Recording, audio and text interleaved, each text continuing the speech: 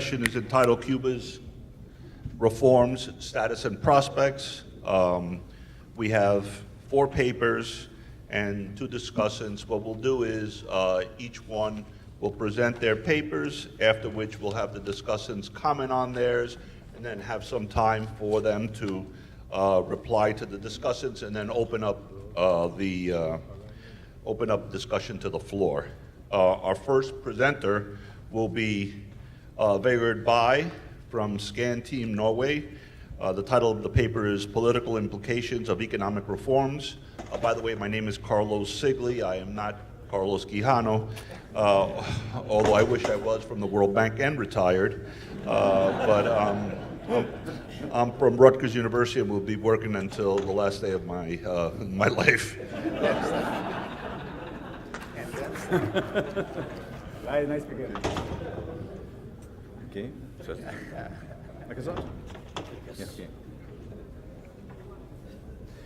Yes, hello. Let me say that in this capacity, I'm not representing my consulting company. I'm working as a research fellow at the University of Oslo. So that is more my academic background for this. What I'm trying to do is to go back to some of the transition indicators that I've been using before, and just very rapidly go through what are we looking for when you're looking for possible economic impact of the economic change, political impact of the economic change. And I'm once again using Linz and Stefan's classical 5 arenas from the 1996 book. Sorry. Oh, this slipped out. I don't know if you can get it back. Yeah. Problems of democratic transition and consolidation. It's about institutionalizing an economic society, norms, regulations, institutions mediating between state and market, civil society in relative autonomy of the state, relatively autonomous political society contesting the legitimacy of the state, speaking about party monopoly, distinction between party and state functions, rule of law, evidently, legal guarantees exercised by an independent judiciary, and a state bureaucracy that is usable by the new democratic government, as Linz and Stefan calls it. First, let's look at what is happening in agriculture. I think that is completely decisive. Armando Nova and Anicia Garcia, in a very recent article, wrote that sustainable growth and development is unlikely without takeoff in agriculture sector. These are 2 of the major agricultural experts in the country. Such takeoff is not taking place so far, in spite of significant reforms. I'm not going into that now, but we don't see the results of it, although I think that the amount of foodstuff being sold in Cuba is significantly higher than it used to be, but the country is still spending $2 billion on import of food. So evidently, it's not taking off. The main remaining challenge, according to Nova and Garcia, and I completely agree, is that they don't reach the real autonomy for producers to decide over their production and sales. That is the basic remaining challenge, with many interlinked resources. The problem of wholesale markets, we have seen that there is now a major wholesale market in Havana, El Trigal, that is improving the situation, but it's still only in Havana, and the input market, the input wholesale market is not functioning yet, although there is an experimentation going on in Isla de la Juventud. Both Nova and Garcia claims that there is a huge need for horizontal organization, that is to create interest groups without the intervention of the state and the party. That has been recognized as a major condition for agricultural takeoff. What we have seen only 1 month ago, and I think that is very important, it could be the Big Bang, is when the Minister of Agriculture announced the closing down of Copios and the firing of as much as 6,000 agricultural bureaucrats. That's 41% of the staff. If that takes place, particularly at the local level, I think it will be absolutely decisive. And that could be really the beginning of the real takeoff for agriculture. In the cooperative sector, we have seen that there has been a tremendous expansion of CCSs and usufructuarios, but how real is the autonomy? We have now a very interesting project going on between UNDP and the Ministry of Agriculture, training in 37 municipalities in 7 different provinces. The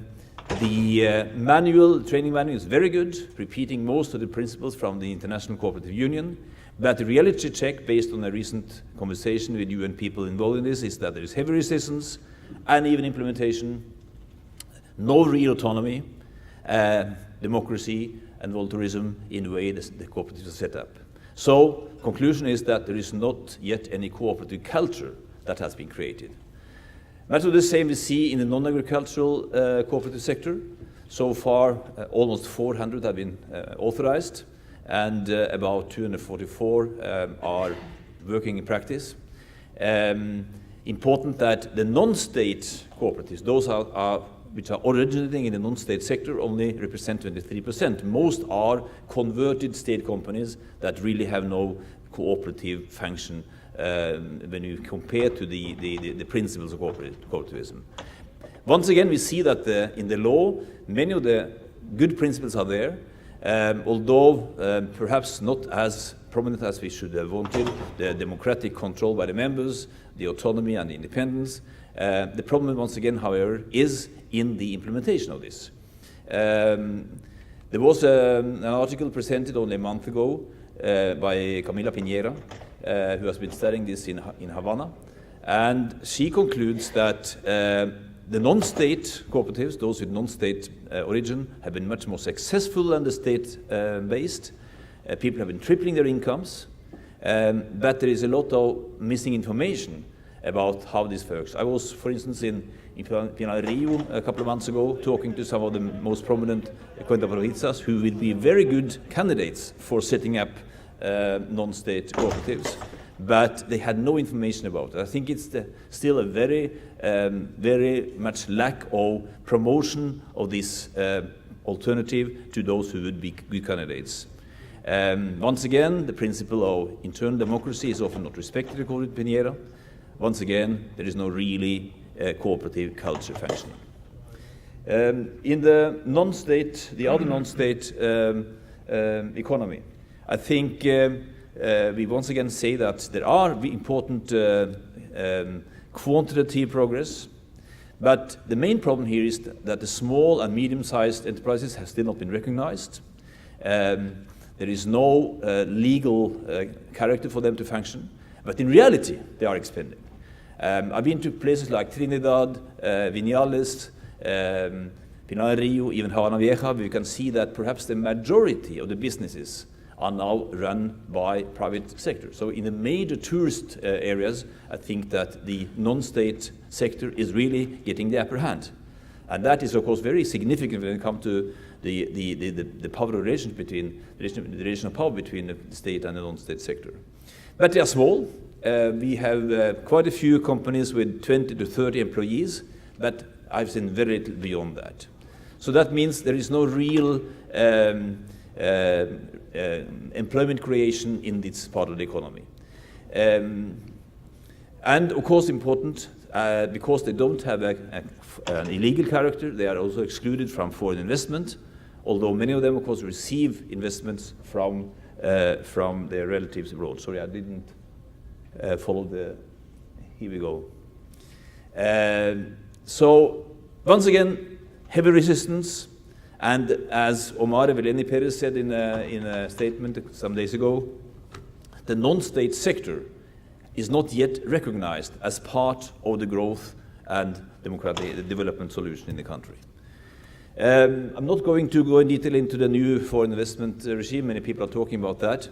But there is, I think, an agreement that without between 5 and 7% growth in GDP, this economy will not take off. That would require between $2 and $2.5 billion in annual foreign direct investments, plus a gross capital formation to be the double of what it is today, reaching the Latin American average. And that is still very far from happening. The main drawbacks, I would say, of the new foreign investment regime is probably that the private sector has been excluded. There is still state control of recruitment. There are limited judicial guarantees. I think the latest case against the Canadian entrepreneur Tok Makian is one case that really is creating a lot of fear among foreign investments. There is a lack of internet and other infrastructure that is absolutely necessary for foreign investors to work in the country. So the question is, how realistic are the expectations for this new regime to really represent a breakthrough? Of course, the recent decisions by European banks to pull out after threat from the US, this is of course a very clear impact of the Helms-Burton law. That is not very good news. Both Putin and Xi Jinping have been recently on state visits to Cuba without really promising any significant new investments. The question is about this $3.5 billion that Putin will convert from debt to investments, but there are no concrete projects. So we don't see really any signal so far that the foreign investment will take off.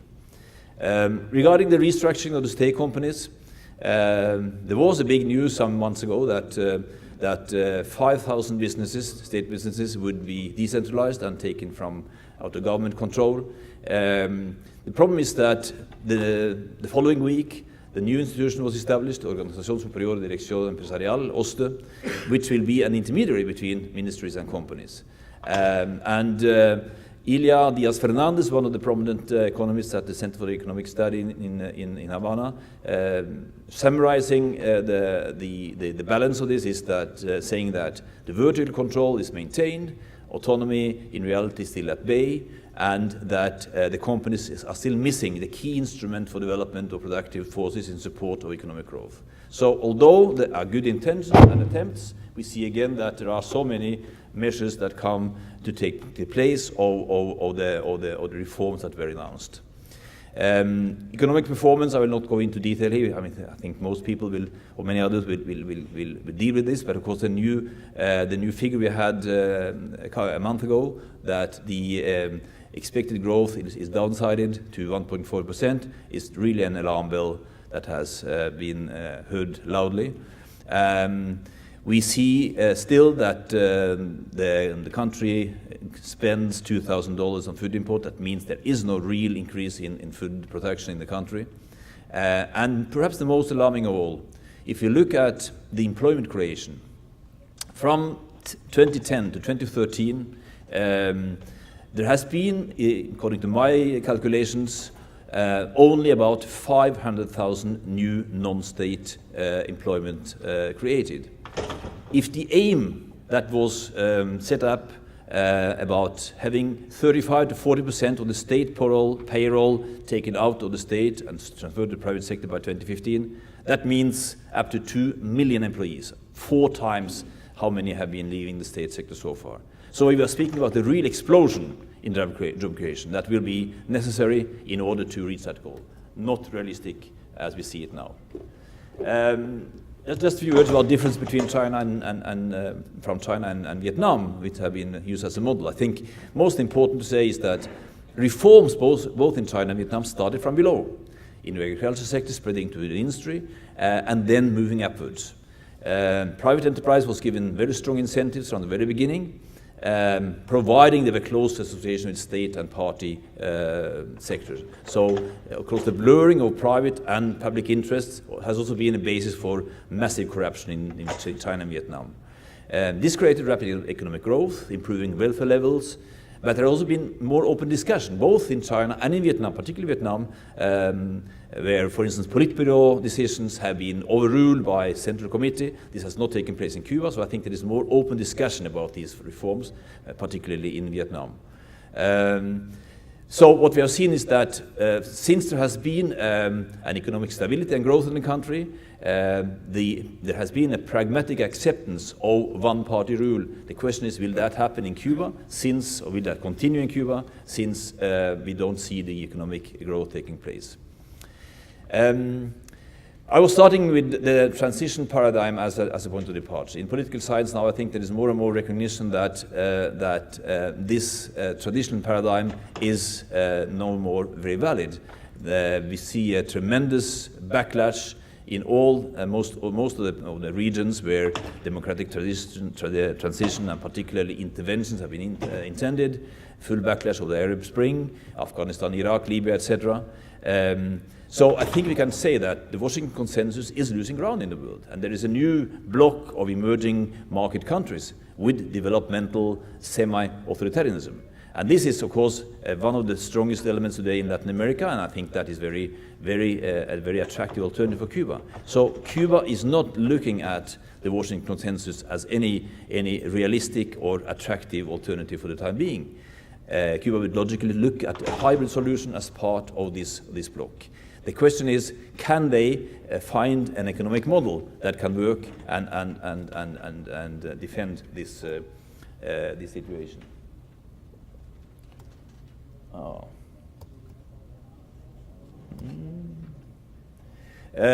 Somebody referred to this recent discussion between 12 economists, Cuban economists, Cuba Profunda. Here are my 4 points of conclusion from their observations. Why is it going so badly now in the Cuban economy? Measures have been too late and are insufficient. No investment in the economy. A completely centralistic mentality is maintained and must be changed. And I think the point about the OSTE, the new unit between the ministries and the companies, is a very good illustration of that. And non-state sector needs to be given a strategic role, which has not taken place so far. So these are the most prominent university economists in Cuba that still believe that we are very far from a takeoff. So my last point is this one. The post-Castro legitimacy challenge that will be posed to the new leadership taking over and definitely in place for control of the country in 2018 when the revolutionary generation has announced it will withdraw. I think that I don't go through these concepts which I find very interesting about post-totalitarianism. I don't share the view that Cuba is still a totalitarian society. I think there is a lot of things happening that is making it a post-totalitarian society. The question is what will happen when the present generation leaders will retire. Will there be a possibility for them to maintain their legitimacy unless there is dramatic improvement in economic performance? I think that will be very difficult. And then they will approach what has been called in literature the maturing post-totalitarianism, which may already be happening to a certain extent, and the Raúl, and it will definitely be the case post-Raúl. But the question is, without neither private nor nomenclature entrepreneurs being active in the country, with a certain exception for military companies, who will build a new economy? Who are the actors to build a new economy? Without investments, without rapid growth, without job creation, without improving welfare, I think it's easier to make the prognosis that the charismatic, historic legitimacy, which so far still is to a certain extent in place, will definitely be over in 2018. And the question is, will there then be a continued pragmatic acceptance of status quo? I think it's highly unlikely. So there are really, we are up against very heavy situation for the new leadership that is going to take the country further on. We may say that 2018 may become some kind of a critical juncture with major institutional change and a broad reform coalition. And that is my last point. I think that without the constitution or a broad dialogue, a broad reform coalition that can be in dialogue with the new leaders in the country, it will be very, very complicated. My last point, I think nobody wants Cuba to become a failed state, not even the US government. There are so many terrible situations around the world that I think everybody has a common interest in making sure that there is a transition into some commonly acceptable form of government in Cuba. Thank you.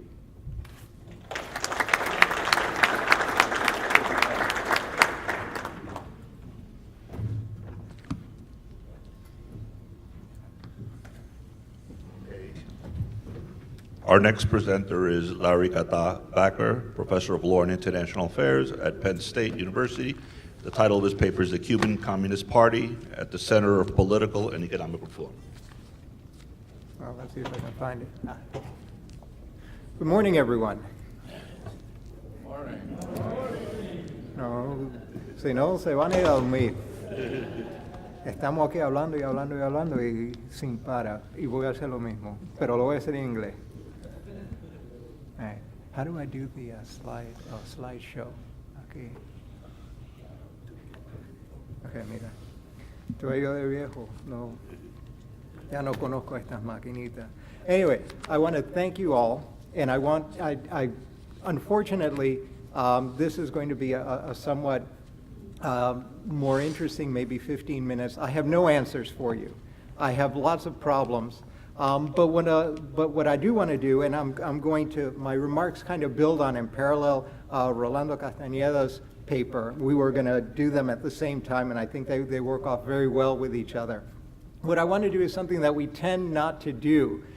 The Americans and most of us here in Miami who trace our roots back to Cuba don't do it because it's an irritant and we don't like it. Other people because we think they're a dinosaur. The point of this is to refocus the analysis for a second, just to see what happens, on something that no one really likes very much, but there it is, and that is the Cuban Communist Party. And not just the Cuban Communist Party, I want to focus on its ideology as the central element in the quote-unquote problems of Cuba and perhaps in its solution. And if you turn off from here, and I apologize, this is going to make a lot of people crazy on all sides, and that's sort of what I do. But before you shut off entirely, if you remember nothing else, and now you can go to sleep for the next 14 minutes, it's the following. The gist of my argument is, if in fact ideology is central to the issue of Cuba in terms of the way in which it is constrained in implementing any kind of reform that they want, whether it's some utopia or whether it's becoming an American copy or whatever, it doesn't matter. If that is the problem, the real issue for the Cuban Communist Party is not that it is Marxist. The real problem for the Cuban Communist Party is that it is not Marxist enough. And that until the Cuban Communist Party becomes a Marxist party, not a Stalinist Soviet party, until that day happens, reform, Marxist socialist reform, will be impossible in Cuba. Now you can go to sleep. All right, so what's the problem? And we start, the emblematic problem that I see, and this is all bound up in the new Ley 118, the new foreign direct investment law, right? It's been passed this spring. The details, and one gets a sense of how extraordinarily important this is, because unlike many other significant economic structural reforms in Cuba, they actually came out with the regulations, about 60 pages worth of regulations in the Gaceta Oficial, almost immediately with the passage of the act, which is unusual. The cooperative regulations took a long time. These look suspiciously like them, but that's okay. At least they came out very quickly, and that really showed the intent of the state in viewing this as an important thing. And of course, this comes on the heel of the fear of the collapse of the project of socialist regionalism that was founded on Venezuelan oil. The Cubans since 2004, a little before, had placed a lot of their eggs in the ALBA basket. It was going to be the antidote to Western-style globalization funded with Cuban petroleum. It was also, and this is, I'm hoping Miriam Celaya will be here. Miriam, in fact, reported that part of the reason for the speed with which this happened was because of the insistence for the passage of this law by one of Cuba's new protector states, Brazil.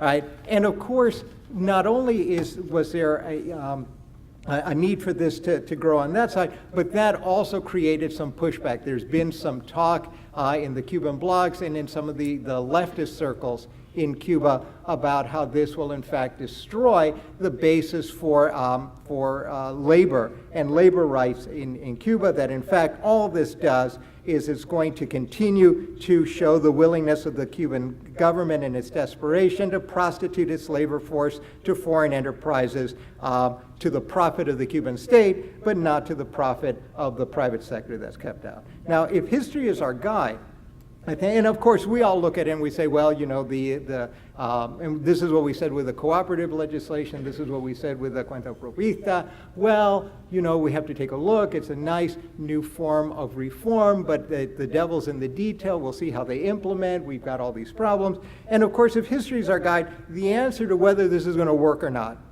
I think, is maybe. It's not going to be wholly positive. All right, the vagaries of state policy and its genesis and the somewhat opaque relations between the Cuban Communist Party and the state apparatus will substantially affect the application of Ley 118 and its implementation regulations, depending on the state sector that's going to be impacted. The inability of the non-state sector to participate in this influx of capital will substantially weaken efforts to wean the population from dependence on state sector employment. And the old central planning template, which is really a major impediment, this mindset that just will not disappear. The old central planning template may find a way of re-emerging in the form of oversight rules for the activities of foreign capital, as it has been doing for the cooperatives as well. Now, of course, this is all going to happen. Everyone anticipates this, no surprises. And of course, the usual suspects will be blamed. Inept and corrupt administration, a nomenclatura jealous of its privileges and powers, the failure of rule of law systems to be respected by a state grounded on the allocation of personal power through fiefdoms. I like calling this socialist feudalism as opposed to socialist democracy. All of this personality-based, where allegiance is personal rather than institutional, and that's an old problem in Cuba.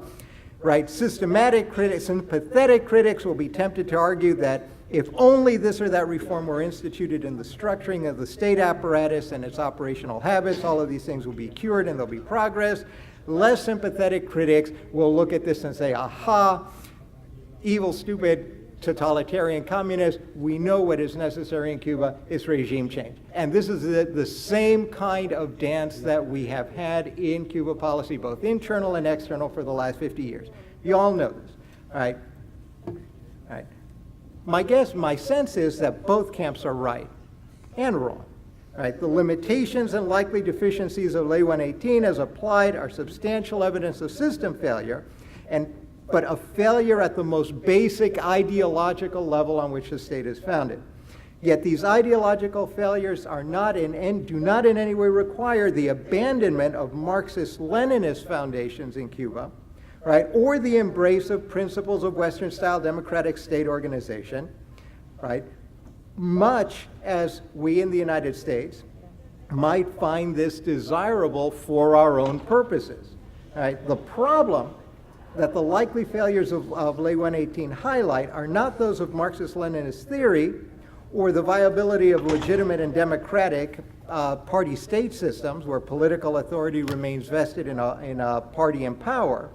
They point rather to the problems of a Marxist-Leninist organization that has in its own way failed to mature and to develop a Marxist-Leninist theory appropriate to its circumstances. No one likes using the term Marxist-Leninist anymore because it's out of fashion. Everyone says socialist.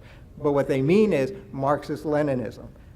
And I'm happy to discuss that. I've had this discussion in China as well. But that's essentially what's going on. So the theoretical ossification of Cuban Marxist-Leninism, even with the addition of a half century of Castro theory, may be the culprit here, or the culprit here.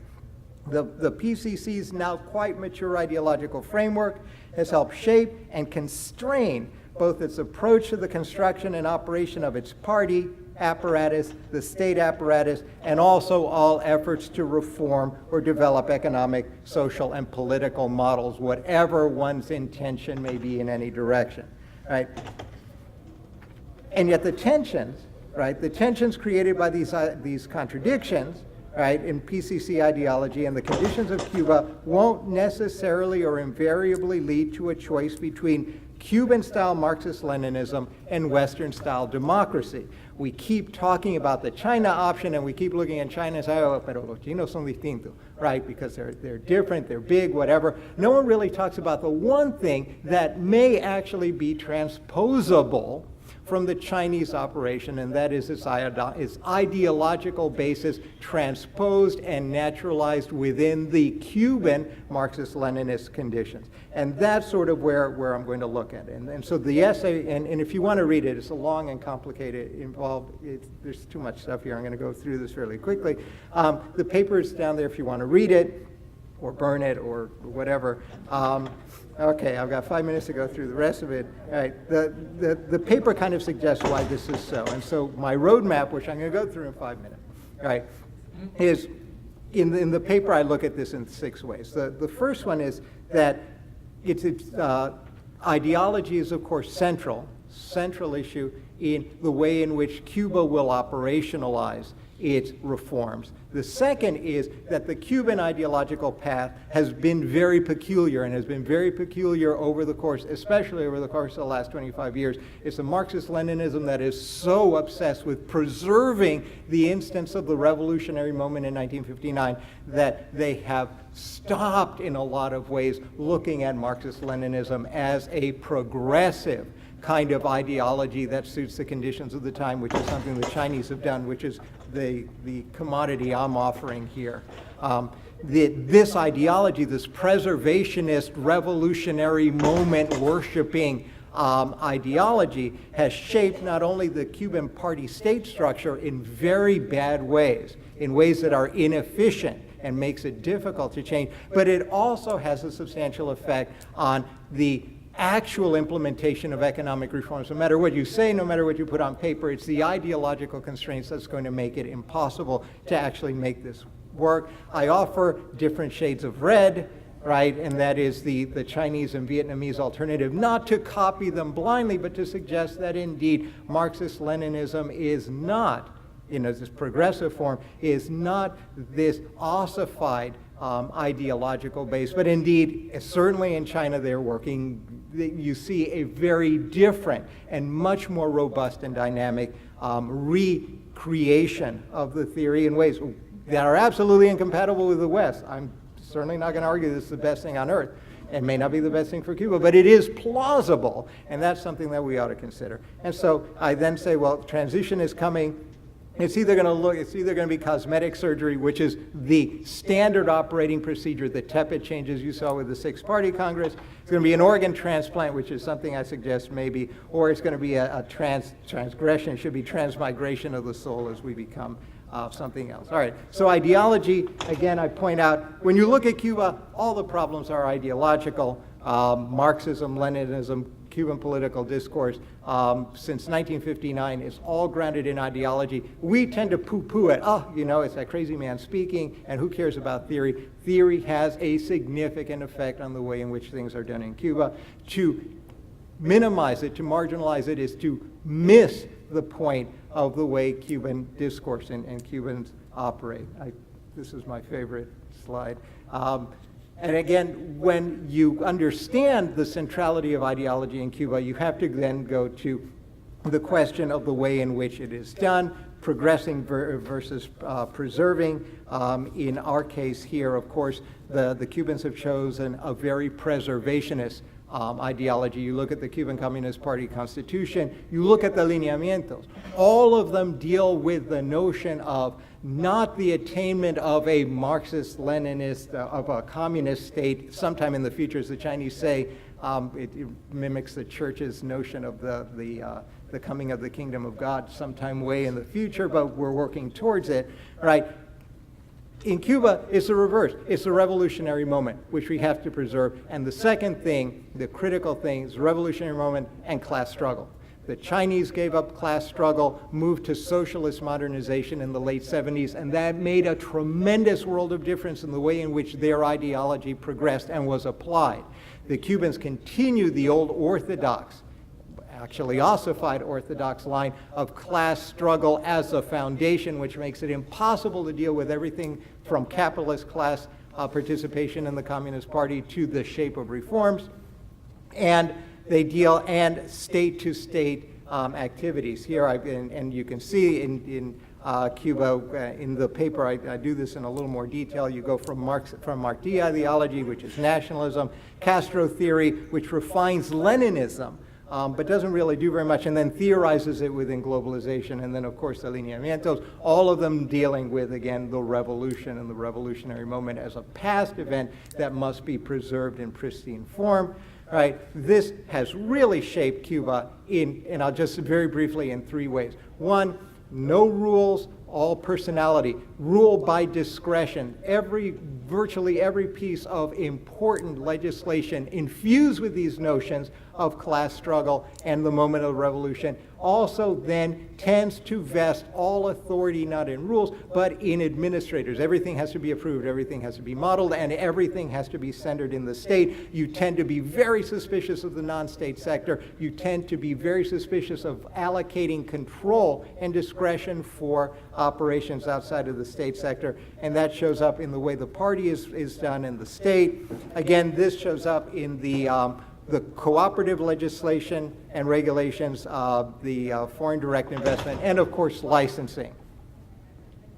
In China, in other communist, in other states, one doesn't have a system where indeed you have to proactively seek approval to become a shoemaker. You have to. The reverse is true. It's the ideological bent that makes the plausibility of the choices for legislation possible.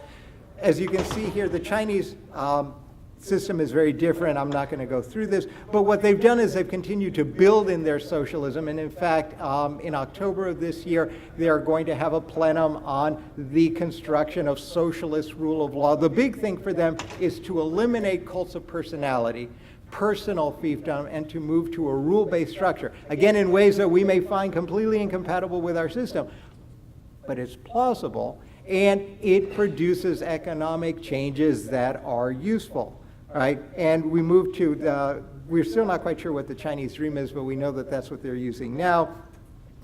Harmonious society, scientific development is here the key, the notion that indeed for the state to use Marxist-Leninism has got to continue proving. All right, so the transition is coming. We don't know what it is. I'm out of time, well out of time. I have one more minute. All right, so I'll show you this picture, and then you can see the difference here. If I go back to slideshow. Sorry. I like the hamburger. Oh, it's not letting me do that. Anyway, you can kind of see it. You get Shanghai on one side, 1990 and 2014, and then you have Havana in the 90s and in the early 2000s. And you don't really need to do anything but think about the difference between the Pudong section of Shanghai now but they're both ostensibly Marxist-Leninist states, and indeed the party in China in a lot of ways is much stronger, much deeper, more disciplined than the Communist Party in Cuba. Much more disciplined, and yet look there, you think the differences. So when you come down to it, all right, and I'll end with this, and hopefully it'll be somewhat provocative and get some juices flowing.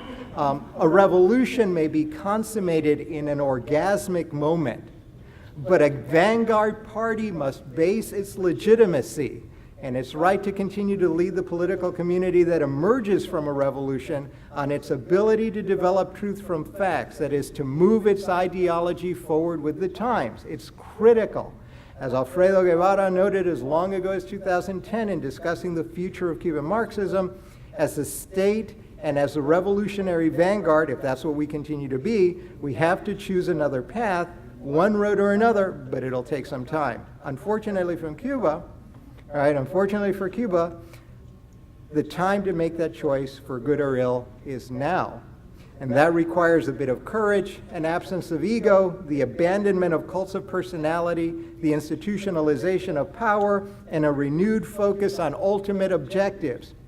China has shown one path towards a Marxist-Leninist system that's forward-looking, as incompatible as it is with all of our views of the appropriate construction of society, they're eating. And they're buying Rolls Royces. If that's important to you, there you have it. Cuba must find its own if it is to overcome the constraints and contradictions of the ideological dead ends it continues to embrace and retain after the founding generation passes, if not before, and has to find its socialist character and develop a Cuban variation of Chinese socialist democracy. The alternative, of course, is somewhat more revolutionary. Thank you.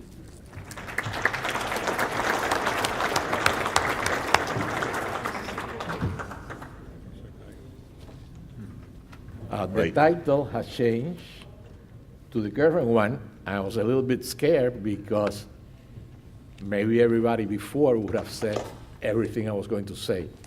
Fortunately, that is not the case, and my take is a bit different, but it's not inconsistent with what has been said before, and it provides a different view. And on the last one, I cannot resist this. The Chinese haven't been able to create insurance markets or stock markets yet. So even if Cuba is able to successfully emulate them, they still would have a way to go with certain types of markets. With that aside, I got into this because I was asked last year to review the book by Mesalagua and Perez Lopez on the reforms.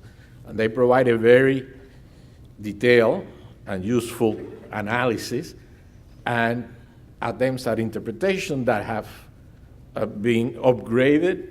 The details too, I enjoyed the presentation, upgrading up to the very last minute the changes that have been going on. And Rolando's this morning looking at it either from pure capitalism or pure socialism, which apply. I'm going to look at it from a micro perspective and what is called the new institutional economics with a couple of additional twists. So I start with the structural reforms that I identify in Mesalagua and Perez Lopez. There are 9 of them. They group them into 3 types. The first 2, I'll be brief because they're macro, and a lot of people are going to be talking about that.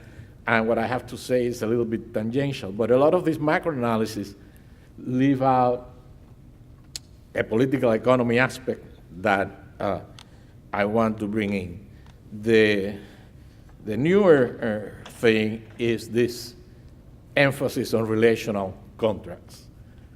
He was talking, they need to institutionalize the party and forget about rules based on personal identity. Well, these relational contracts provide a context in which you don't do that. On the contrary, and that's the way most modern organizations have been moving, and even the Chinese contracts can be interpreted, the Chinese organizations can be interpreted in that context. And then I'll conclude with the third type of reforms that are market liberalizations, and those can be given an interpretation that relates to the human rights emphasis. This morning, using a concept in the sciences on the line complexity theory, talking about relational constraints. And so I hope I can get to all of it. First, the macro part. One of the things that is amazing is why is it that they're delaying exchange rate reform? Everybody has been talking about it now for years. Why isn't it happening? Well, if you look, Rolando likes to go back to the 1980s, early 1990s, dollarization in 1993. Well, that was an event in which the revolution all of a sudden gave a lot of wealth to people that they have been calling gusanos before. Now I guess they are cubanos de ultramar or something like that. But this meant that there were a lot of very nice, loyal party members that all of a sudden were second-class citizens because they didn't have access to dollars and the others did. And so the cook was invented basically to provide a mechanism to reward these people. And so any government, in order to survive, needs to keep their elites content. And there were two types of elites, and there's still two types of elites: those that have access directly to dollars and those that have access through the cooks. And the delay is in part because if you eliminate the cooks, which is what's going to happen, you need to worry about what these people that don't have access to dollars, that are still elite in some sense, are going to do. And the delay gives them time to both figure out how to earn dollars and just get rid of the cooks that they have at the favorable exchange rate that they now have, instead of at the terminal exchange rate, which is likely to be less than 1 to 1. With respect to tax reform, one example of why the cooks, the convertible pesos are not that relevant is that there are two aspects of tax reforms that are not going to be reformed, although they may be changed a little, perhaps under foreign influence. There are confiscatory income taxes on Cuban workers' earnings. And there are also confiscatory, they act as income taxes. There are confiscatory sales taxes when you go to the cadecas that charge 240%. These are not going to be changed because that's the one of the main mechanisms in which the elites in the party and the state itself gains dollars. And so it's hard to talk about tax reforms. There are other taxes that are also distortionary, and our reader has identified a number of them. So, but one reason I'm bringing this up is that particularly the ones that affect the workers operate as relational contracts. And that's what I want to move. The updating of the economic model is taking place through changing or a realignment of these relational contracts. There is no model to speak of to some extent, and what is a collection or a set of relational contracts that change. Now, what are these relational contracts? Strictly speaking, in industrial organization, the theory of the firm has changed. First, it was viewed in the 70s, the notion that it was a collection of contracts, nexus of contracts, was called by Jensen and Meckling. In the 90s, this notion of relational contracts was introduced, and it has taken off, and now there is a handbook of organization that it's been written. There's going to be a chapter written by Gibbons on these relational contracts. They're basically informal agreements and unwritten codes of conduct that powerfully affect behavior both within firms and between firms. And there is also, and so that's the strict use of the term. Now, the term can also be applied to giving a broad interpretation, which is consistent with legal definitions and law and economics applications. Contracts are relations rather than just discrete transactions, and even a simple transaction can properly be understood as involving a wider social and economic context. Actually, the role of ideology emphasized by Larry can also be placed in that context. That's one of the contexts in which transactions can be understood. So these narrow relational contracts, they circumvent difficulties in formal contracting within firms and between firms and supply chains. This arises because in any formal contract, you cannot specify all the contingencies that arise. This is a response to a basic uncertainty that exists in the world. And so what firms do is when they interact with their workers or when they interact with their suppliers, there's some implicit agreements. You don't have to specify that everything, you don't have to tell the worker how to do everything. Some people try. I remember visiting a Japanese factory before it opened, and these people were training the workers on how to go to the bathroom in terms of timing, how to get up, how to ask permission to get up, and things like that. But most employee-employer relationships are not that detailed, and effort is not observable, so you need to provide certain implicit incentives that they both know is not observable, and there will be consequences if the implicit informal contract is not met. The government interactions with their citizens, other organizations, are broad relational contracts that also circumvent similar difficulties with formal contracts in these settings, including the social contract. And this is, there is a famous Cuban joke between the government and the worker. They pretend to pay me, I pretend to work. Well, if that's the underlying culture, you need to provide some incentives for people to do things, and this can come from all places. So this incompleteness of formal contracts is what gives rise to these relational contracts, and by their very definition, they can cover lots of things. For these contracts to make sense, they require repeated interactions. That's the basis on which these informal agreements can arise and be some sort of equilibrium for a short period or for a long period.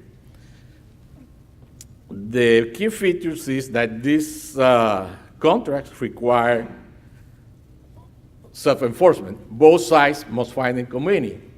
And so even if the government is taking you to the cleaners because they get most of the dollars, but they only give you part of them, well, at least you're getting dollars. A lot of other people are not getting dollars, and so that's part of the incentive in doing your share, performing properly.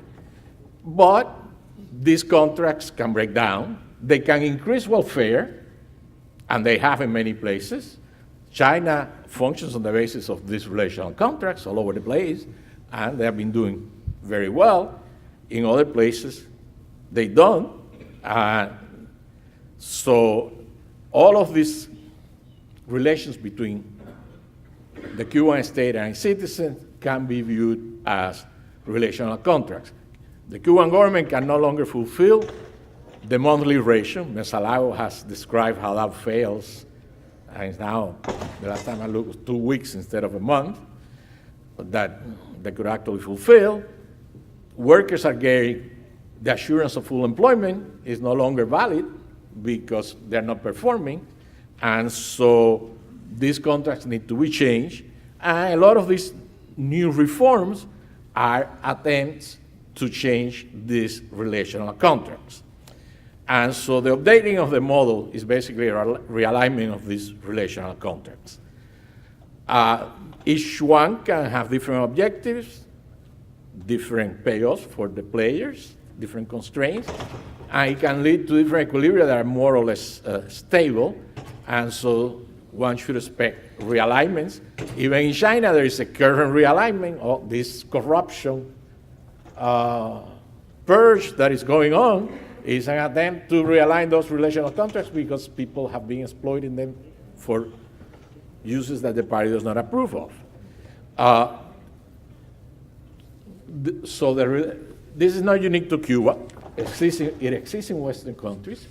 Most companies that deal in foreign countries are basically using this type of relational contracts in order to accomplish their objectives.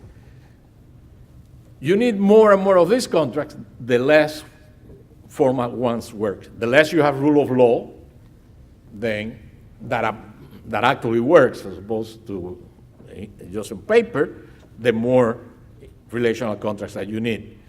And The more relational contracts that you have, the wider the set of corruption opportunities that exist in your society. The other set of reforms, market liberalizations, I want to get to that for a couple of reasons. First, most of those reforms have been in areas of civil liberties that are associated with economic activity. Market for assets, mobility, they're called second-generation human rights. The more traditional civil liberties or first-generation human rights have not been liberalized. Indeed, there is evidence that repression has increased. Political rights have remained unchanged at minimal levels. It is not an accident. That is similar to China and Vietnam. Is there a difference? Yes, there are differences. First of all, the reforms have not gone anywhere as deeply as they have in China and Vietnam, as Larry pointed out. But it doesn't make sense for Cuba to try to imitate China and Vietnam. Why? And here, Rolando's point about maybe you should look to Eastern Europe to some extent is true. China and Vietnam grew very rapidly as a result of market liberalizations of similar type. Cuba cannot do that. First, size matters. And it matters in ways that are pretty obvious, but sometimes people miss them.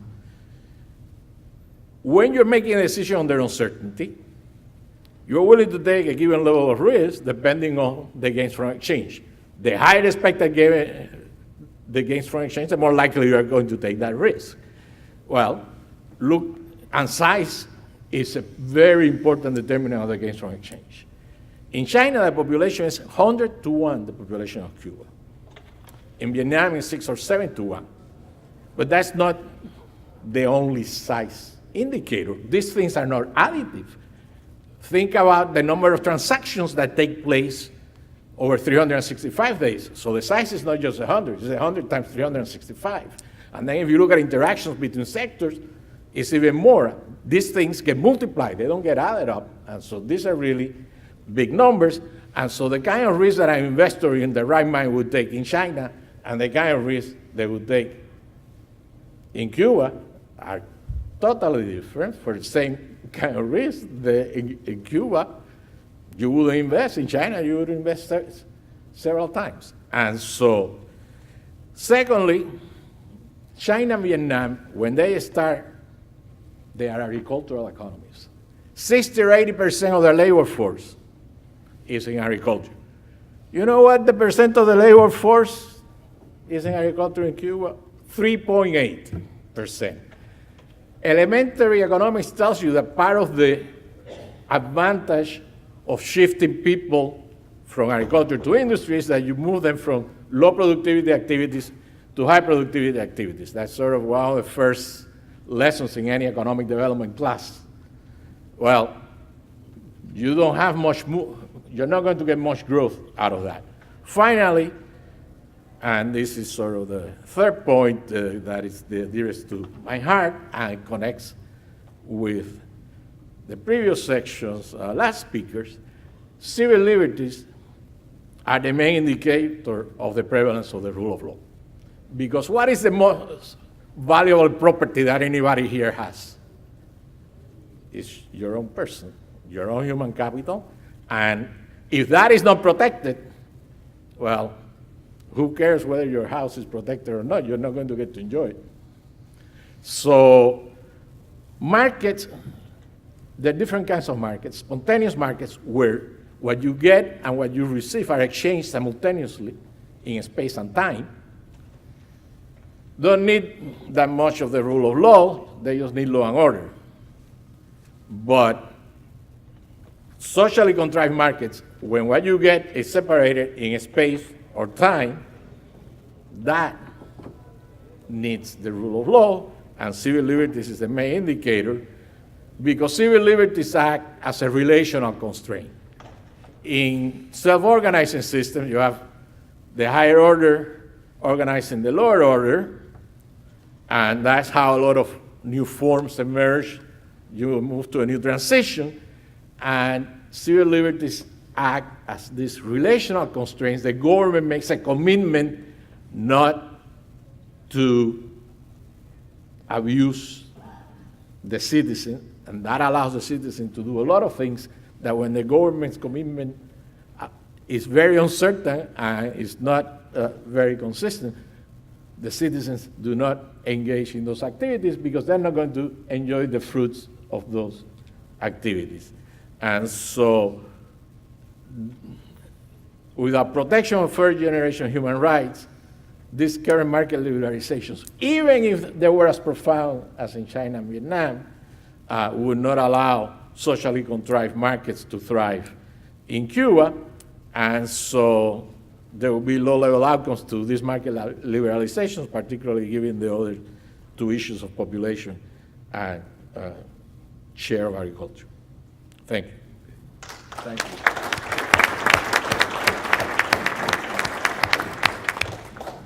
Okay, our first discussant is Jorge Sanguinetti from DefTech Systems, followed by Archibald Ritter from Carleton University.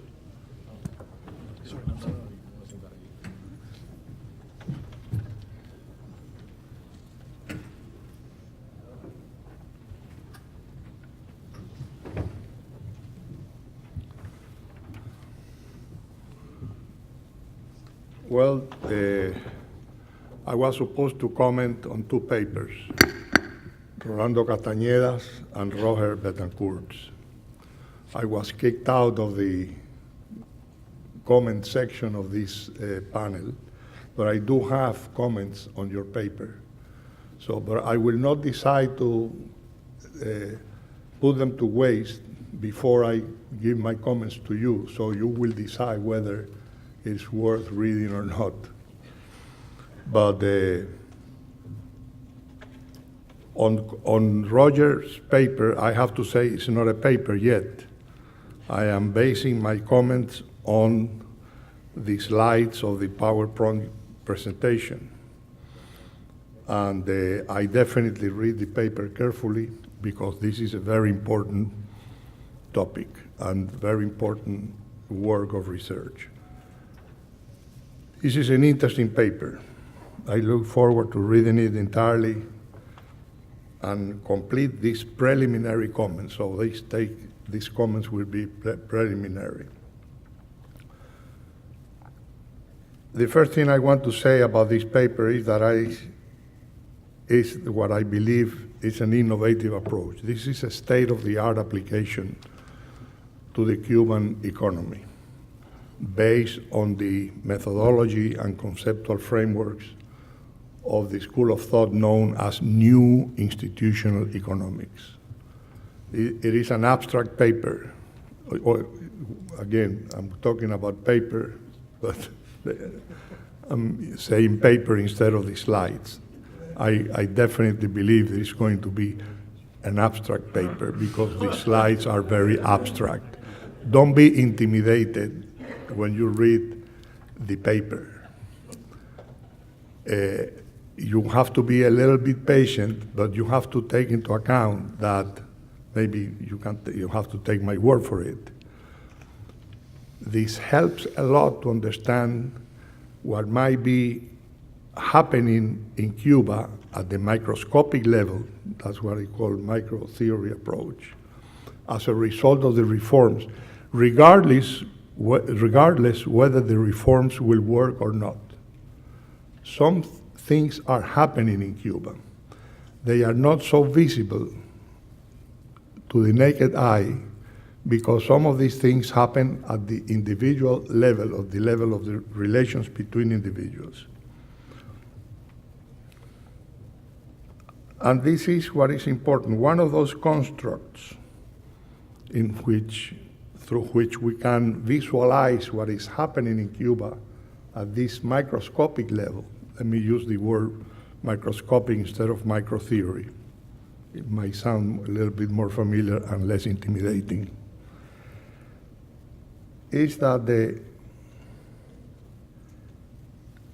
workers, citizens in general, as workers and consumers, may enjoy an indeterminate increase in the size of their choice sets. They have more degrees of freedom to do things, to relate to each other. And the thing is that this is directly related to the concept that sociologists use and some economists are starting to use or have been using for some time now, of social capital. I mean, the relational contract type of phenomenon is very informal. It's between individuals or maybe between institutions, but still at the very micro level. But it could be an instantaneous or very short-lived type of activity. The question is that the topic is that I want to recommend Roger to consider this observation, is that this is a way to build social capital. In terms of what is social capital, is the wealth of knowledge that people have about relationship with other people, as consumers, as citizens, as workers, and also could be between institutions. But basically, it's a very individual type of thing. So the fact that the government now is in this process of reforms is increasing these degrees of freedom willy-nilly. People will have more abilities or better opportunities to relate to each other. And that increases what we can call the wealth or the stock of social capital. I'm innocent. It was an accident. So the problem is that we might consider the possibility of a creation of a different form of relational wealth, or an increase in the stock of social capital that will have, I think that you identify this, I see this in the slides. It has not only economic consequences when you develop your social capital, when you, through relational contracts, you develop that for multiple purposes, willy-nilly. Somehow you are developing the contracts with economic or business objectives, but somehow implicitly you are developing forms of contacts or social capital that might have or will have open up political opportunities at the least. So the question is whether the government will end up constraining the development of individual or social contracts if they start perceiving that they are going too far on the political front. This will be the real dilemma for the government and also the dilemma for the society at large. I am a mix of optimism and pessimism in terms of what's going to happen as the result of the reforms. A piece of comment to Castañeda's paper is that I am not completely pessimistic in terms of these reforms are not just marginal or cosmetic. There will be changes in Cuba. The thing is that we don't know exactly the final or some form of changes, what kind of results we can expect from these changes. But the question is that the government has determined that the Cuban situation, the economic situation of Cuba is not sustainable. I think that they have come to grips with the reality that the country's economy has been insolvent chronically from the very beginning of the revolution. It is a very interesting thing, and let me emphasize this point, that this point of insolvency has been underestimated or underreported in terms of the analysis of the Cuban economy. It is a scandal. If we had some kind of a free press in Cuba, this will be a permanent topic of discussion. The country is not sustainable. It's not affordable. The revolution has not been affordable. And then I think that with Raúl Castro appears to have been finally come to grips with the fact that this is not sustainable. We have to change it somehow, but at what political cost? And this is where the big dilemma, I think I wrote a paper about 2, 3, 4 conferences ago about this particular dilemma. It's Raúl Castro's dilemma. How much economic sustainability, let me put it that way, can he afford risking the political stability of the system? And this is why Rogers' construct on relational contracts and relational constraints, even if it is very abstract and it might be a little bit intimidating, it is very important and very practical. Abstract can be practical and can have very practical purposes. And in fact, I recommend this a little bit of in the conclusions, maybe you can help the reader saying, okay, and what do we do? What do we do with all this in terms of observing the evolution of these reforms at the level where we have to observe them, not only at the very macro aggregate level, but at the level of what's happening within the inner workings of the society through enterprises or even through simple individual relationships. So I want to finish saying one thing is certain: very interesting times are coming as we observe the development of these, the implementation of these reforms. There are 3 things that we have to observe: how the reforms are implemented, which is a big question mark. Rolando is very pessimistic about that from the beginning. I am kind of neutral in terms of pessimism and optimism. I'm not very optimistic, I kind of tend to the pessimism. What impact will they have in the economy? Because the reforms might have impact on certain individuals, certain groups. But on the economy at large, we have no idea. The government, obviously, the Cuban government is betting for big impact in terms of sustainability, the emphasis in export, development of the export sector, just to have the economy at large improved. And the third element to be observed is how Cubans will take advantage of the enhanced degrees of freedom to push for their civil liberties. We don't know that. That's a byproduct, an undesirable byproduct by the Cuban government, of course, but it has to be a byproduct. Now, depends on the Cubans whether they can take advantage of these new opportunities, these new degrees of freedom on these changes. Thank you very much.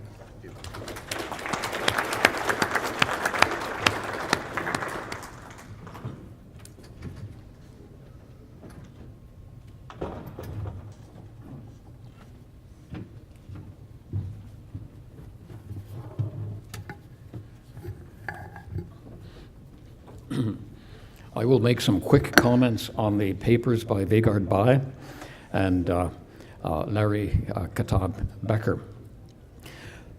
First, Vegard Bai's presentation. That's a very interesting survey of the economic reforms. But I have lots of little queries, and I'll mention 2 here. One has to do with the agricultural, non-agricultural cooperatives. I fully agree with Vegard that Cuba lacks a genuine cooperative culture. They are problematic at this time, but I would argue that they have the possibility or the potential of being genuinely participatory, genuinely democratic, according to the legislation, in theory. I would hope that, in fact, occurs. There's a huge question mark there. A major question is, can genuinely democratic cooperatives function in a non-democratic or totalitarian light country. And related to that, if they can function with some genuine participatory democracy, will that have a spread effect into the wider political system? Or, in fact, will the wider political system fully contaminate the functioning of the cooperatives? So that's a major issue in my mind. Secondly, with respect to direct foreign investment and Marielle, I'm not as pessimistic as Vegard and Larry are in that respect. Certainly, there are great disadvantages to foreign enterprises entering Cuba under the new legislation or entering Marielle. But I would put a great emphasis on the tax advantages that enterprises have in Marielle and as foreign investors. They are quite phenomenal compared to the international tax regimes for foreign investment. I could envisage easily under that tax regime countries, and again, such as the BRICS or Brazil, China, and Russia, establishing assembly operations in Marielle. And indeed, China has already talked about, or there has been talk of a Chinese assembly of cars in Marielle. That would be fundamental economic lunacy, but it might work given the tax advantages and the relatively low wages in Cuba. China already has an assembly operation in Uruguay under, I'm sure, not such generous financial arrangements. So that could happen well, I would think, in Marielle. With respect to Becker's paper, I found his paper, which I was able to read before the conference, provocative and challenging. He presented a profound analysis of Cuba's political system, of its political philosophy, the ideology, the evolution over the revolutionary period, and had very valuable comparisons, contrasts with China. However, Larry, I found it difficult to understand your slide on, what was it, hamburger arithmetic? That reminded me of Raul's discussion of trying to remind Cubans that 2 + 2 does not equal 5, okay? So maybe you can explain that to me later. I have just a general comment on Larry's presentation. Larry was suggesting that the Chinese model, or a model inspired or influenced by the Chinese example, adjusted or creolized to the Cuban circumstances, had as much potential or possibility of implementation as Western democracy. That may be true in the short run, but I would challenge that in the long run, and maybe even the medium term. And for that, I would call upon Václav Havel and his writings on living in truth, which many of you are familiar with. I would modify that by saying that living in truth is a basic human need. Living in truth is not possible in a totalitarian light society, a society in which the political party and the Politburo controlling the party controls the state, controls the dissemination and access to information, controls analysis of that information, controls the conclusions drawn, and also controls the ethical evaluation of the conclusions drawn. And on top of that, it also controls political mobilization, interest articulation, and the political process generally. So my own view is that, and this may be a hope, it may be wishful thinking, but I don't think so. My own view is that a centralized political system ultimately is unsustainable. And that in time, people will push for and will achieve, as they have throughout Eastern Europe, genuine self-determination through a genuine but always imperfect democratic political system. In other words, despite Kim Il-sung, Kim Jong-un, and the Castro dynasty, George Orwell's 1984 is ultimately incorrect. Authentic participatory democracy will come, and indeed, it will be spearheaded by a wide range of critics, dissidents, analysts, and citizens, some of whom are attending this conference. So, thank you very much.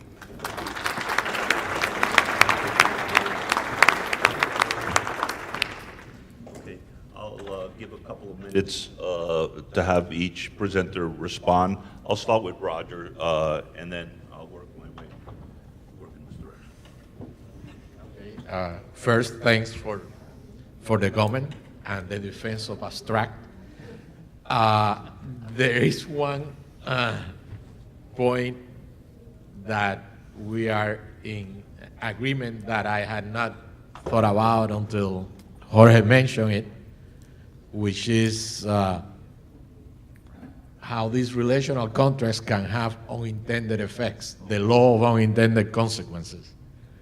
And the irony is that if one of these relational contracts arises in the development of cooperatives, and when I was reading his description, one of the person who's most adamant about her adopting the party line is Camila Piñeiro, and she's also one of the persons most adamant pushing these cooperatives with a participatory angle. And if that were to succeed, then the effects that Jorge was pointing out about the social embeddedness, if you learn how to cooperate and you learn how to do things because of your business interests, well, these things are not compartmentalized, they're fungible. You may learn to cooperate and decide that this is a good way of doing things in other areas, and that might be one way in which the process unravels in different ways that anybody here, including me, can predict.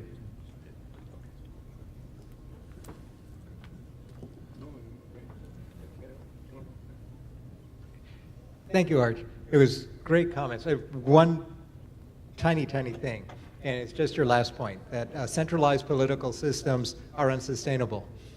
I would agree. Totalitarianism is unsustainable.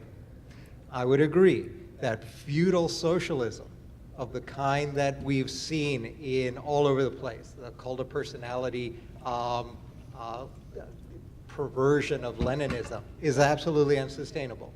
Couldn't agree with you more. Question: is a modern open party state system sustainable? And there I think the answer is from maybe at worst case to absolutely positively yes.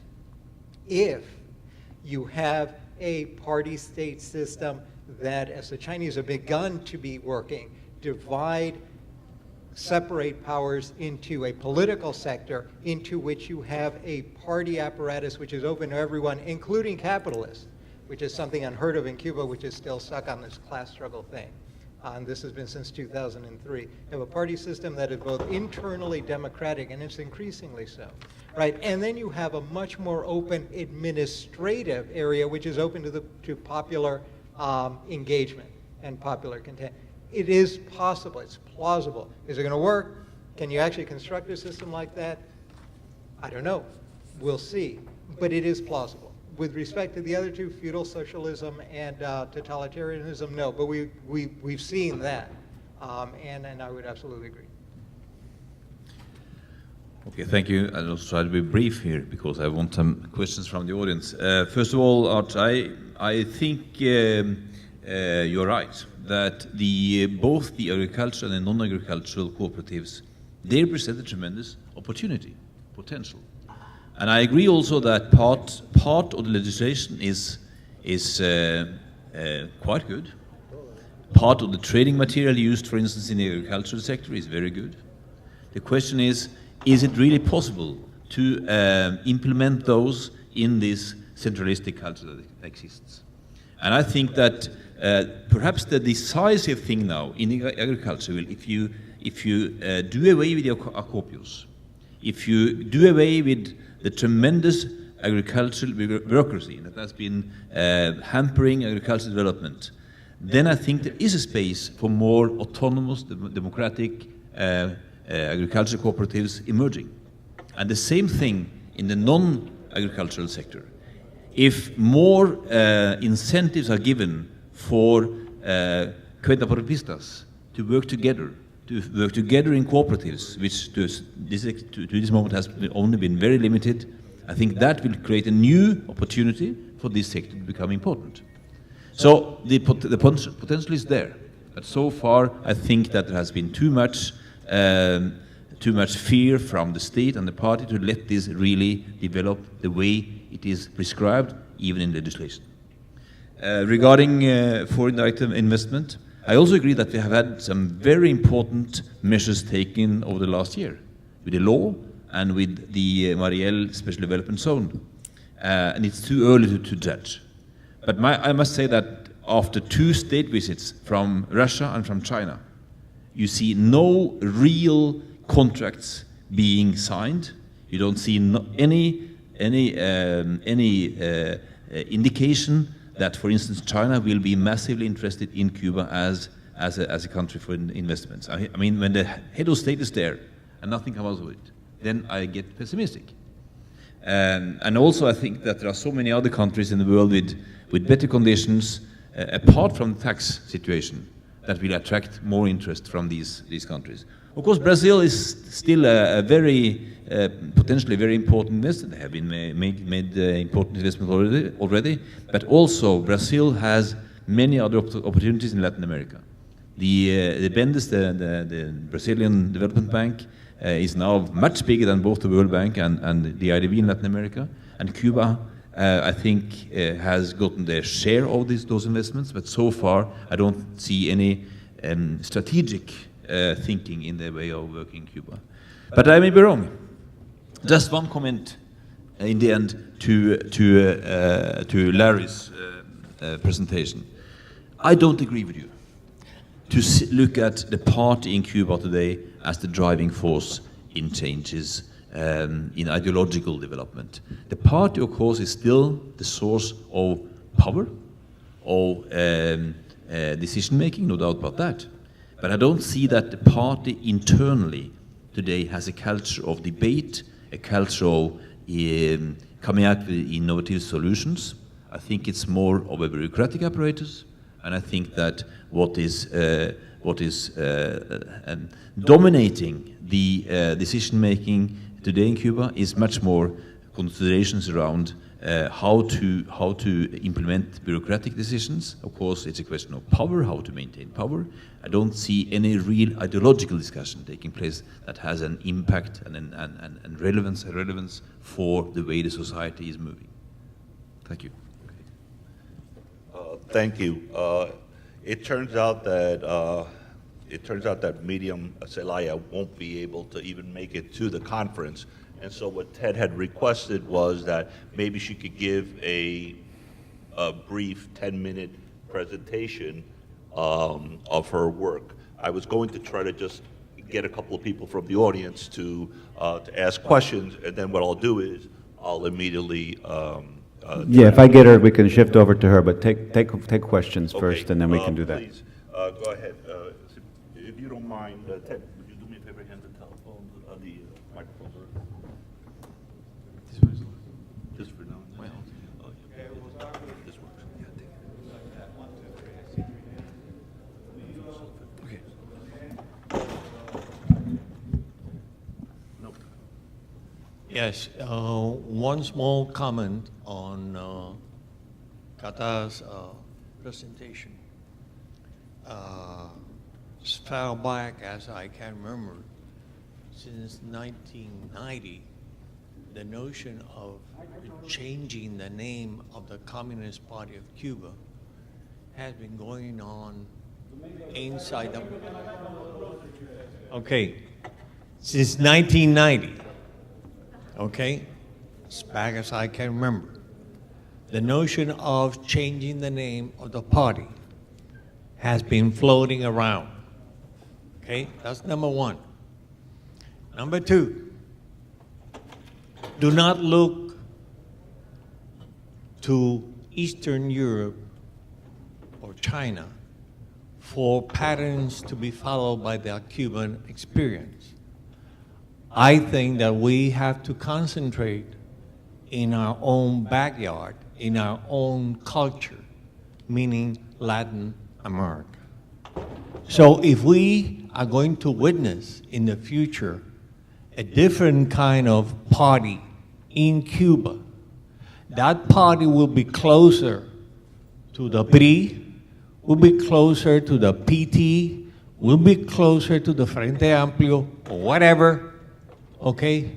But not to the Communist Party of China or the Eastern European experiences, with all due respect, okay?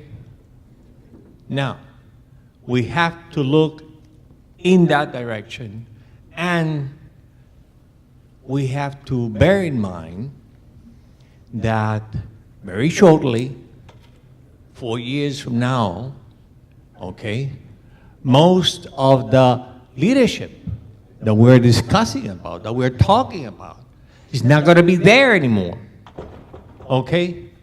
And you, or most of you, do not have the slightest idea about the leadership that is there already, ready to take over, and what their mindset, their experiences, their notions about a different party will be.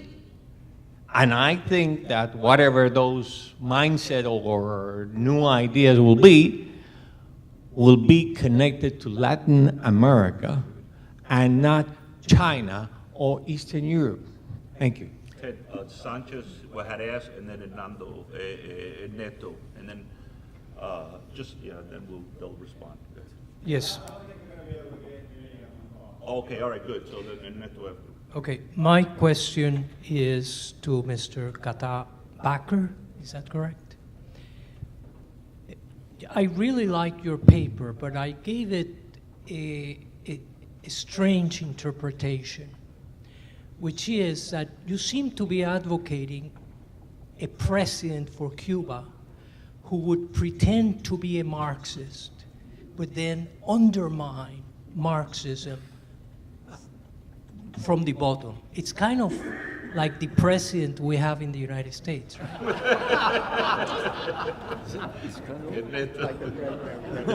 Hey, there's no jokes allowed here, all right? Okay, we're going to take these two last questions, and then we have lunch staring us in the face, all right?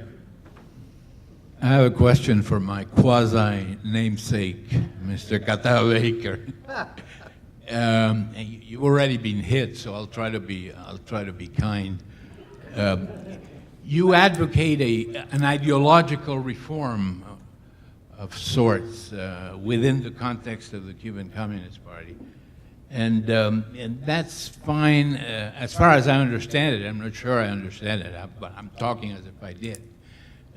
But what is clear to me is that you suggest China as a possible model for Cuba. Now, think again. Do you want as a model for Cuba a country where you are systematically arrested for any expression of opposition to the policies of the government and the party? Do you want as a model for Cuba a country where you are arrested or executed for insisting on your right to exercise your religious rights as a national minority? I frankly don't think so. I frankly, with all due respect to the long and immense culture of China, that is not where we ought to seek our explanation. Don't you think, our inspiration, don't you think that Cuba, after all, political thinking in Cuba was not born yesterday? There was quite a bit of it in the late 19th centuries and even before. Instead of going to China for an inspiration, isn't that where we ought to seek our models? And just one word commenting on Domingo's related point, I think that the inspiration should not come, and the model should not come from Eastern Europe or China, but from Latin America. Well, I'm not so sure about that because some of the experiences of Latin America are pretty lousy. But I'll only say that if that's the way we're going to go, I hope the model is Chile and not Bolivia. Okay, and let me get one more comment, and then you guys can respond, all right?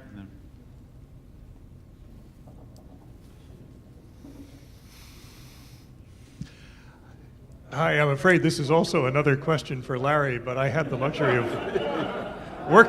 I had the luxury of reading his paper before this, and it's really more of a question, and that is whether there's anything to indicate that the increase in cooperation and interest in cooperation between China and Cuba might have anything to do with perhaps Cuba looking for ways to justify or legitimize changes in the way it applies a Marxist-Leninist ideology in a way that's politically palatable to Cubans. And reciprocally, might there be pressure from China for Cuba to do this? Because I would think that given the interests of the Chinese Communist parties, given its interest in perpetuating its own system, can the success of Cuba play into this as another Marxist-Leninist country? And might Cuba be a tool that China uses reciprocally in this sense? I guess Larry's will be here for a while responding. Hey, he said he wanted to be provocative. I want to be provocative, right. Right, be careful what you wish for. All right. Let me do the last question first and then get to the broader points. And believe it or not, I absolutely agree with both of you. Absolutely, positively agree. With caveats, of course, but absolutely agree. All right. First question, is there pressure from China? And why the potential receptivity? There are a couple of answers. One, all you have to do is look at the People's Daily every once in a while, and you see, as in the old days, there used to be a direct, there's this kind of conveyor belt of middle and upper level Communist Party members from Havana going to Moscow, being lectured by the senior bureaucrats, and then coming back and doing what they want.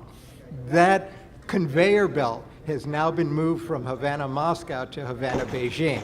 And in fact, just recently, there was a meeting of high-level functionaries, both state and party functionaries.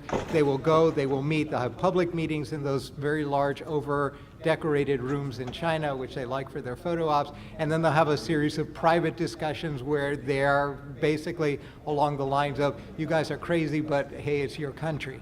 And this is what we would do if we were you, and then there'd be smiles. And so that's going on. However, there's a difference. Raul and FAR has had a very and an increasingly intimate connection with their colleagues in the Chinese military for a long, long time.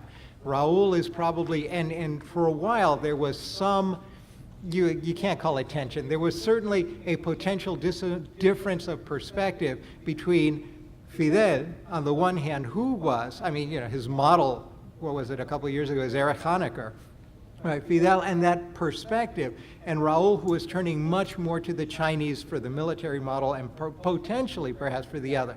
So there may be a little bit of that as well. But again, this is like Kremlinology. You're reading the tea leaves. You can ask a bunch of people, you won't know. That's the sense. Will they use each other? My God, of course. And every once in a while you see the most incredible use is the one that gets floated every once in a while, depending on what kind of disreputable paper you read, about how Cuba is actually looking to cement its relationship, China is looking to cement its relationship with Cuba, because to the extent that they can really do that, then they have a nice piece of real estate to trade for Taiwan. And so they'd be willing to drop Cuba off in a minute if they can irk the Americans enough to make a trade for Taiwan. No one believes this stuff, and then because this is this weird world, you may believe it. So is there pressure from China? Yes and no. The Chinese tend to be much less interfering ideologically than the Russians were, but the Cubans have a very long tradition of sticking their middle finger up in anyone's directions, including the Russians and now including the Chinese. They don't even pay for those buses, half of which are now sitting in a storage yard somewhere because the Cubans have refused to pay for the spare parts. Right, and the Chinese say, hey, do we look like Russians? Pay us or you ain't getting the spare parts. Right, so that relationship, but this is an old story.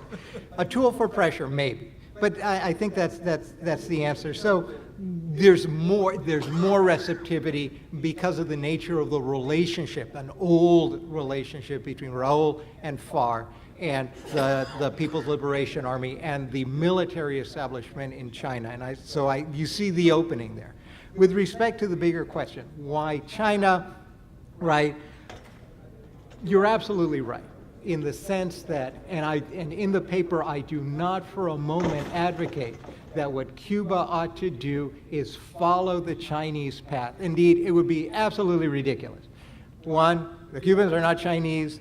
Two, we have our long tradition, not quite maybe as long as China, but we can debate that. And the Chinese are Chinese. All right. As glorious as their civilization is, it's there and we're here. However, what the Chinese have been able to do with Marxist-Leninist theory, that is with the possibility of moving what had been and what we thought in 1989 was a political theory that was absolutely beyond its dying days. It was gone. It was worthless. They have been attempting, whether it works or not, I don't know. And does it comply with our own values here in the West? Absolutely not. Completely incompatible. I agree with all of that. Putting that aside, the question for me is, if you're looking at a state which is or purports to be a Marxist-Leninist state, and you know that for the moment it's going to be one, right? The question then is there a plausible view, a plausible version, a dynamic version of Marxist-Leninism that will create a sustainable version of a state party apparatus that will make it easier to effectuate these reforms? Right, and the answer, I don't know the answer. You say no, I say maybe. Right, but only time will tell. The real problem, and then again, even if that's the case, and you have to look to China because China is now the new Russia. China is the only place where Marxist-Leninism is actually developing as a vibrant theory. Whether we think it's bankrupt or not is a different story, and I agree, it's as plausible to say that it is the most hideous and hateful thing as it is to say the opposite, because now I'm eating and not starving. I'm not going there for the moment. But even if that's the case, right, that's why you look at China. But you don't look at China because you're going to now take what the old, what we used to do, what the Americans used to do in the Ukraine, take the American common law, walk it over to Kiev and say, hey, look, here's a system for you, just transpose it. You can't do that in Cuba. But what Marxist-Leninism does is provide for the circumstances, the political circumstances of Cuba today, a way in which they can contextualize it, and the focus of that contextualization has to be Latin American roots, of which there is much. The first effort to do that was, in fact, Alba, and the attempt to figure out a Latin American variant of centrally planned, regionally managed state-to-state economic relations. Doesn't work, as we've seen, unless you're fueling it with Venezuelan petrodollars, but that was the attempt. And so yes, so when I look at the Chinese path, I'm looking at the way in which they move away from this obsession that we have both in Miami, please forgive me, and in Havana, this obsession with the revolutionary moment. Everyone is stuck on January 1st, 1959. And then the question is, do we destroy it? Do we preserve it? That kind of ahistorical obsession tends to subvert any effort to build an ideology which is consonant with the realities of the place in which you mean to apply it. Right? Larry, I need to cut you off there. They are actually, they'll stay an hour. They're listening with bated breath. The lunch that started at 12:45 is waiting for you. If you're registered for it, please walk 2 rooms over, and it will begin when you get there. But please go there now. Don't go to the bathroom, don't pass go, and don't collect $200.